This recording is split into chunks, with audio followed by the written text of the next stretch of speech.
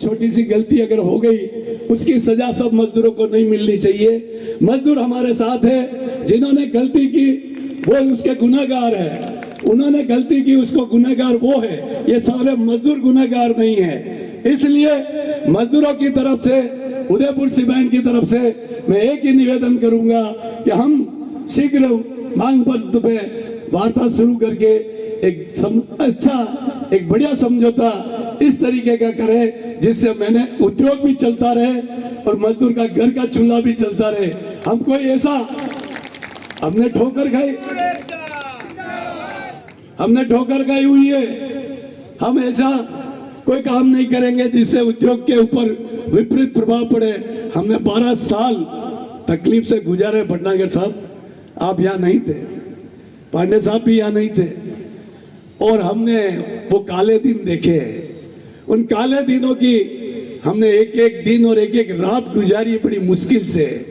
वो हमें याद है कि किस तरीके से उन काले दिनों को दूर किया माँ हिंगलाज ने, जब यहाँ पर माँ के चरणों में आदेश से यज्ञ किया 2007 में, और उस यज्ञ की वजह से हमारी सुनवाई हुई और जो हमारी फाइल दबी हुई दिल्ली बीएफआर बोर्ड में, वो यज्ञ करने के 1 महीने में वो फाइल ऊपर आई और बीएफआर बोर्ड में सुनवाई होकर वो फैसला हुआ जो भारत में एक नया इतिहास लिखा गया। भारत के इतिहास में एक नया इतिहास लिखा गया।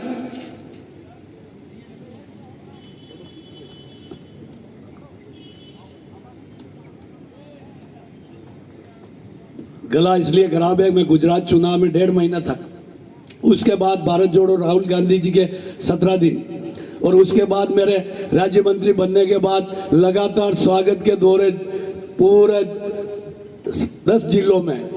तो ये लगातार बोलने के एक दिन में 5-5 मीटिंग है, तो गला भी थक गया, और 62 साल की उम्र भी तो है, तो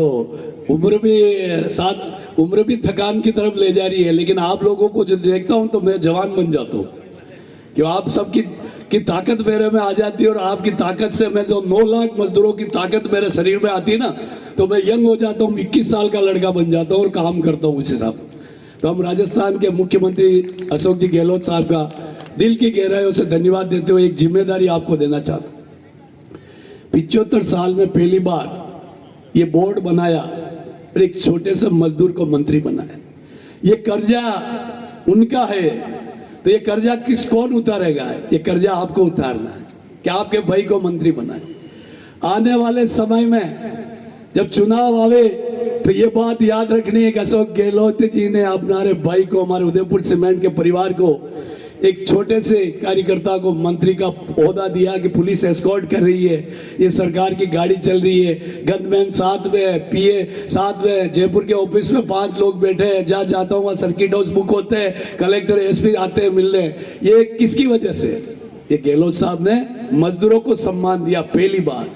तो आने वाले चुनाव में हर इंट का कार्यकर्ता आज से 10-10 लोगों की टीम बनाएगा, और हर 10-10 आदमी ये बात बताएगा कि वो अशोक गहलोत जो गांव में गरीब की झोपड़ी में पैदा होने वाले व्यक्ति को मंत्री बनाता है, वो गांव के एक गरीब को जिसके इलाज के लिए पैसा नहीं होता था, वो इलाज के अभाव में या तो मकान बेचता था, या जमीन बेचता था, या गहने बेचता था, या फिर उसके पैसे के अभाव में अपनी जान खो देता था, उसके लिए एक चिरंजीव योजना लेके आए।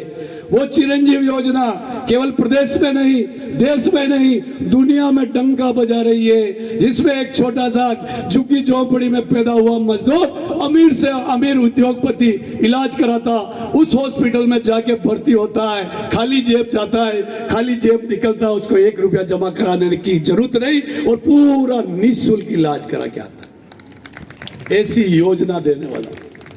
गरीब के घरों में लाइट नहीं होती है, अशोक गहलोत ने कहा मेरे जब गरीब मजदूर जो स्कूल बनाता है, कॉलेज बनाता है, हॉस्पिटल बनाता है, और उसको बना के बिल्डिंग को जब सौंपता जनता के लिए, लेकिन वो शाम को जब आता है झोपड़ी में एक दिया जला के रात गुजारता, उसका बच्चा पढ़ाई नहीं कर सकता है। 50 यूनिट बिजली हर एक को फ्री, हर गरीब का बच्चा, उसका बच्चा स्कूल में पढ़ेगा, उसकी लाइट की रोशनी में यही नहीं, मजदूरों के लिए राजस्थान में जो खनिज प्रदेश है और खनिज की वजह से जो सिलिकोसिस डस्ट निकलता है, एक सिलिकोसिस बीमारी पैदा होती है और बीमारी जानलेवा परिवार को खा जाती है। जब वो सास से बीमारी निकलती, पत्नी ग्रसित होती है, बेटा होता है, बहू होती है, पोते होते हैं। तो उन्होंने पहला राजस्थान का देश का मुख्यमंत्री जिसने एक सिलिकोसिस के लिए एक नीति बनाई, इलाज के लिए, पुनर्वास के लिए, मुआवजे के लिए, और मृत्यु हो जाए तो पत्नी और बेटे को पेंशन के लिए पहला मुख्यमंत्री जो। यही नहीं, हिंदुस्तान की एनडीए की सरकार ने पुरानी पेंशन बंद कर दी। अशोक गहलोत ने कहा कि जो हमारे साथ काम करके पूरी सेवाएं देते, उनका बुढ़ापा में, आज की जमाने में कपूत संतानें होती है, बुढ़ापे में माँ बाप की सेवा नहीं करती, अगर उसको पेंशन नहीं मिलेगा तो माँ बाप वृद्धाश्रम में जाके भर्ती होंगे, उनके पास पैसा नहीं होगा। उन्होंने पुरानी पेंशन वापस चालू करके एक हिंदुस्तान को नई दिशा दी और आज देश की सारी स्टेट की सरकारें ये सोचने पे मजबूर हो गई कि पुरानी पेंशन वापस लागू की जाए। यही नहीं, वसुंधरा जी के समय में रोडवेज को निजीकरण हाथों में देकर 7वां वेतन नहीं दिया गया, उनको 2015 से पैसा नहीं मिला रिटायर होने के बाद। जब मैंने गहलोत साहब को जाके दिवाली के 5 दिन पहले मैंने कहा, ये मजदूर रोडवेज का जो आपके रीट की परीक्षा हो, आपके पटवारियों की हो, आपकी पुलिस की हो, आपके स्वतंत्रता सेनानियों को निःशुल्क, विकलांगों को और रक्षाबंधन पे बहनों को सबको निःशुल्क ले जाते हैं। ये आज 2015 से रिटायर्ड हो रहे हैं, इनको पैसा नहीं मिला। मुख्यमंत्री जी को मैंने कहा, ये मेरा वादा था चुनाव के पहले और मैंने इनसे कमिटमेंट किया, ये वादा मेरा नहीं, ये कांग्रेस के महासचिव था जगदीश राज श्रीमाली जब किया है। उन्होंने दिवाली के 3 दिन पहले 500 करोड़ राजस्थान सरकार ने कर्जा लेकर सबके खाते में पैसा डाला, ये मुख्यमंत्री अशोक गहलोत जी ने किया। मैं बताने लगूंगा तो बहुत सी चीजें, एक 10 रुपए में चाय का प्याला मिलता है, अपन बार्थ फैक्ट्री के गेट पे जाते हैं। मुख्यमंत्री जी ने कहा कि कोई भूखा नहीं सोएगा, कोई भूखा नहीं रहेगा। 8 रुपए में दाल, सब्जी, चपाती खाने के लिए इंदिरा रसोई जगह जगह खोली, ताकि 20-20 किलोमीटर से मजदूर जब काम के लिए शहर में जाए, उसको मजदूरी नहीं मिले तो वो भूखा नहीं रहे। एक प्याला कप की कीमत से भी कम में वो भरपेट खाना खाएगा। उसमें 17 रुपए एक थाली पे राजस्थान सरकार सब्सिडी देगी। 25 रुपया की डाइट बांधकर 17 रुपया राजस्थान सरकार मिलाती, केवल उससे 8 रुपए। मैं स्वयं अभी 4 दिन पहले जालौर के दौरे पे था। मैं जब निकल रहा था तो बीच में इंदिरा रसोई देखी, मैंने गाड़ी रोकाई और मैंने कहा मैं इसके अंदर खाना खाऊंगा आज। अंदर गया, 2 मजदूर खाने के लिए आए, मैंने माला पहनाई, उनके कूपन लिए, मैंने अपना कूपन लिया और तीनों ने बैठ के वो रोटी खाई। शायद इतनी संतुष्टि जो मुझे उन मजदूर भाइयों के साथ रोटी खाने को मिली, वो मैं कहीं 5 पकवान अमीर उद्योगपतियों के साथ खाता तभी संतुष्टि नहीं होती। वो इंदिरा रसोई है, ये गहलोत साहब की सोच। मैं और भी गिनाता जाऊंगा। गहलोत साहब का बहुत बड़ा जन कल्याणकारी योजनाओं की पिटारा है, लेकिन एक पिटारा उन्होंने जो खोला, जब ये राजनीतिक नियुक्ति हो रही थी उदयपुर में, नाम छप रहे थे, बड़े बड़े नेताओं के नाम थे कि राजनीतिक नियुक्ति होने वाली है, ये बनने वाला, ये बनने वाला, ये बनने वाला, ये बनने वाला, ये बनने वाला। मेरा कहीं नाम नहीं था, लेकिन मां भगवती हिंगलाज की कृपा से जादूगर अशोक गहलोत ने अपनी जादू की पोटली को खोला और उसमें से पिटारा खोलते ही कार्ड निकाला। वो कार्ड इंटक का निकला और आपका भाई मंत्री बन गया।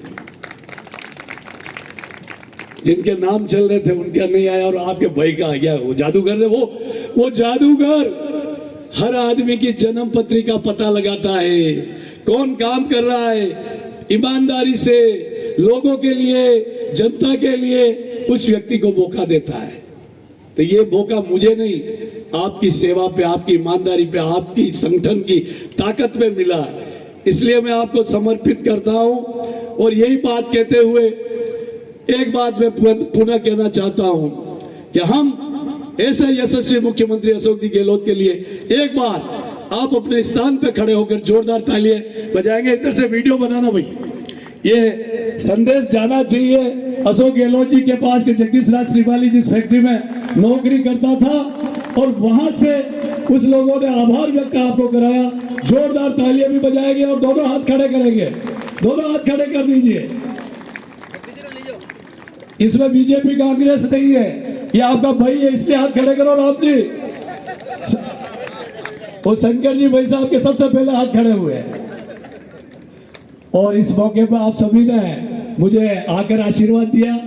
शंकर जी भाई साहब लेट आए, शंकर जी भाई साहब को कहूंगा आगे विराजे और शंकर जी भाई साहब का ऊपर ना पैरा कर सम्मान करें। शंकर जी आगे